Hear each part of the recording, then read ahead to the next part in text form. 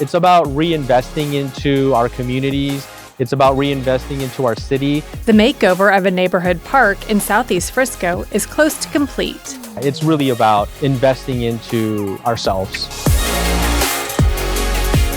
Shepherd's Glen Neighborhood Park is getting an entirely new look. It's first since it opened in 2006. The reinvestment consisted of replacing the playground equipment. We added fitness equipment. The walkways and the paths are all new and a little wider in some areas. Shade structures are being painted, and another is being added on the east side of the park to create another gathering place. We're providing more spaces and more amenities for our residents. The park's splash pad was replaced, and a small parking lot was created on the south side of the park. We added the parking spot so that we can give more flexibility for the residents. Artwork created by the community when the park first opened was preserved. And we definitely wanted to keep that because it's memories for people. The reinvestment project cost about $2.8 million and is funded through general obligation bonds and parks fees. We want to be able to provide updates and new amenities to existing places because those places hold memories for our residents.